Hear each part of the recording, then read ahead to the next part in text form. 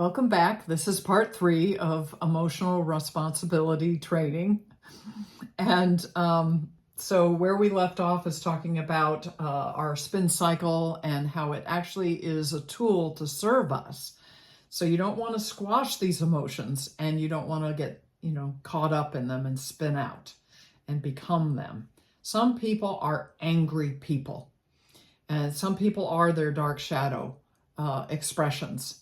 And that's, people that have been so wounded, so hurt, usually oftentimes from age 0 to age 8, those early years, developmental years, where we make up things about who we are, what life's about, who the people in our life are, what they're about. And sometimes from that immature perspective, we make erroneous conclusions because we don't have all the facts. And that happens, unfortunately, in key relationships. So the thing is, you can unpack this. You don't want to stuff this. You don't want to stuff, and stifle these emotions. You want to pay attention. Why did they show up? And then how you get out of spinning. This is very, very important. How you get out of spinning is to drop down into your emotionally creative self, hence the green arrows and then the red arrows for the spinning. So, and you can see, well, there's a green arrow, there's a red arrow here. I'll talk about that in a second. So when we are spinning out, there is always something we want and need. So anything that triggers you, any traumas that you've gone through that gets ignited, underneath all that spinning, all that emotion and charge is something we want and need. And you can pull yourself out of spinning, or another person. If you see that they're really agitated or whatever, just say, what do you want and need? And a lot of times they do this, whoa, double take, like, you want to know what I want and need? Wow, nobody's even asked that of me. So a lot of people don't ask. And it is a wonderful gift to give, is your listening, your care. What do you want and need? What are you going for?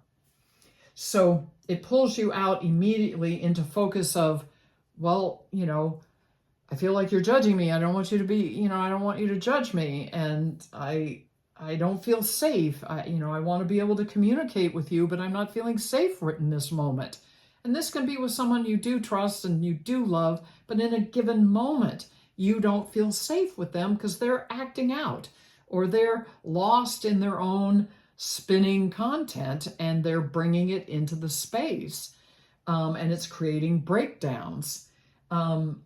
So you can get focused on, well, what do I want and need? I want us to speak more respectfully with each other. I want to end the fighting we're doing. I want you to see me for who I am. I feel like, you're relating to a person that you've made up who I am instead of who I really am. And I don't feel seen when that happens. I feel like when I present a new idea, it immediately, gets shot down. There's lots of things that get triggered as we exchange with each other. And particularly when we have a different idea about how to do something, our diversity. So here it comes again, the diversity piece. So you can get in touch with what you want and need. And once you have that, there's always something to do in taking right action. So taking right action, doing the right thing, is the next step. So now, in taking right action, sometimes it's not external, it's an internal shift. You shift an attitude, you shift a negative belief, you shift a way you think and feel about something. You listen to their perspective and you get the other side of the equation, and you have compassion for that. And it gives you information to work with and to solve and resolve. This is the solver. And you have to be careful if someone's spinning out, because some people feel really uncomfortable in witnessing this in others, particularly people they love, and they want to go right to solution work. And you have to really build a muscle for that as a coupleship, to be able to bypass the emotions of spinning and dip right into solutions. Because these emotions need to be heard. So this first gets purged, then you ask, what do you want and need? And then you look together, what are the solutions to be made? And again, some solutions are internal. It's a shift. It's bringing more love and care and consciousness and awareness and kindness, care in your speaking, in your corrections, and then a lot of times there's externals, particularly if the breakdown is in an external way. We're always late. We're always running late. It just doesn't work for me. What's the solution? Well, planning ahead, saying that you need to be there a half an hour before you really need to be there, wherever the there is. There's always a solution. There's just multiple solutions. And this is where you engage in possibility, choice, and creativity, your emotionally creative self. And you can literally live your life here. What do I want and need? What do I prefer, dream, vision, want to create? And what's the right actions to take to deliver on that? And if you make any changes in how you operate with a partner or a spouse or your children, you may need to follow up. And, you create a new way of operating in the home. And so, well, let's check in 2 weeks, or let's check in a month and see if it's really working, this new agreement, this new practice. So following up is important when you have created agreements with a partner and you are implementing something new. It's very important to include that. And also following up in general is needed more and more, because I tell people that, more and more people are lost in the overs and the unders. They're overtired, they're overstimulated, they're overworked, they're overfed, they're over committed, and then they're underacknowledged, they're underfed, nourished, they're underslept and rested, they're underappreciated. So we're dealing with overs and unders with people. And so when you create new practices, it's a great thing to follow up. And because out in the world, because people are in their overs and unders, you may have to really drive completion on a project, or getting an answer, or getting someone to call you back, or getting someone to deliver and give you what they said they would. A lot of people have good intentions and they end up making false promises. And false promises can only go so far, because that breaks trust. If you're always offering stuff that you never deliver on, eventually people just turn a deaf ear. They don't believe you. So this is a great way to work with the chart, is, to look at the, assertiveness, communication is in the emotionally creative self, and you really can live life. Your whole life can be in this creative, expansive, beautiful exchanges, willingness to work through things, process. But also anywhere along the way, you pull yourself out of spinning and you get in touch with what you want and need. Like, I need a hug, and there's nobody in the house to give you a hug. And you could arrow back up. You could spin back out of, I don't have anybody to hug me. Or if there's a want and a need that you don't really believe can be met by the people in your life and or anybody, as long as you have that negative belief, and this factors in conscious dating. I don't believe that the person I want exists. I don't believe that person would want me. And if you have that negative belief, you're going to boing back and spin out. And you're going to prove it to yourself, because that's what you're going to draw to you.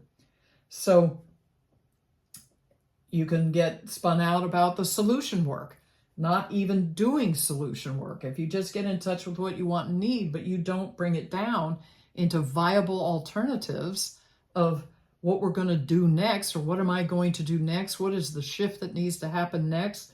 Then it's just, you're just going to be sitting in the wants and needs and unmet wants and needs. And this can include dreams, visions, and preferences.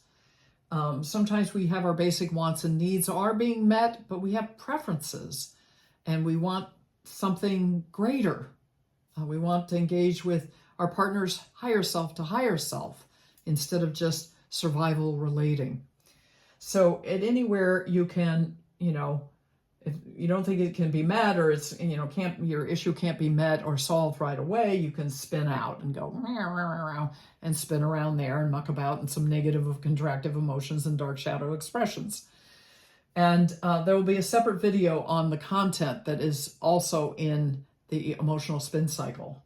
But for right now, we're talking about the emotional responsiveness. So you want to learn about assertiveness. I speak of getting the book Be Your Best by Linda Adams. She delineates the 4 ways that people communicate. When you're upset, if you're above a 5 to 10, you need to calm down. You need to journal, go take a walk the dog, put your body in water, the element of emotion. Put your body in water, go for a swim, do the hot tub, take a shower, journal. Calm down so that you come into this zone of more like 0 to 3 on the scale of 0 to 10, where you're calmer and you're ready to do the right things of listening and working things out, and the different tools of how you listen and work things out in conflict. So, and that's the assertive person that is dropped in their compassion and in their patience and in their trust. We're going to work this out. I like to give couples the mantra that I've given, that I've worked with Thomas all these years. My husband is, we're a couple that works it out. We don't act it out. And it works. It works to work it out. So I give you these different various tools, but it's really good to meet with your partners and talk about what are your wants and needs. What wants and needs are not getting met, or dreams or visions. And then what's the right action to take? Let's work it out to completion, no matter how long it takes. And some issues take time. They don't just get whipped into place.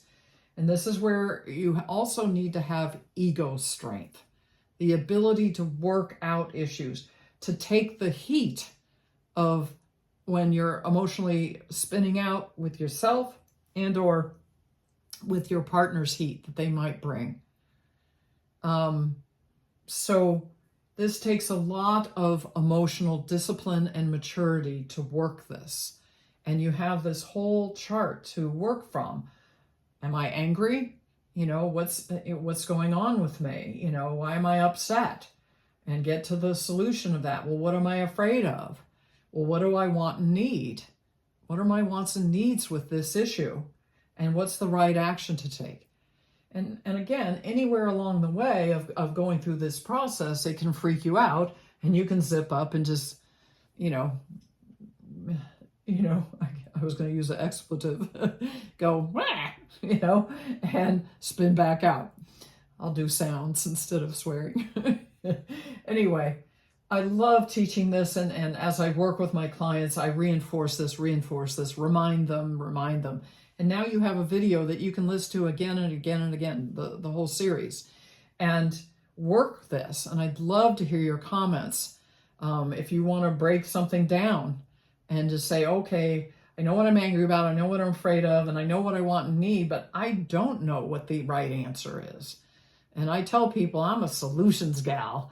I'm not a messenger. And I love solutions. Why not? Let's get out of relationship pain. And it requires solution work.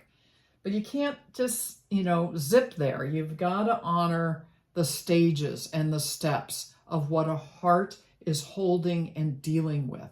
You got to be authentic to the contractive emotions that are working you. And that's a great statement to say to a partner. What's working you right now? Seems like you're upset. Seems like you're, something's got your attention. And just by saying, hey, what's working you? I mean, most people respond in kind and in kindness, going, thanks for asking. Well, let me tell you, I'm going to bring out the list. You got an hour or 5? So sometimes emotional clearing takes some time to get at the source of what's really upsetting you. And then you can bring it down to, this is what I really want and need.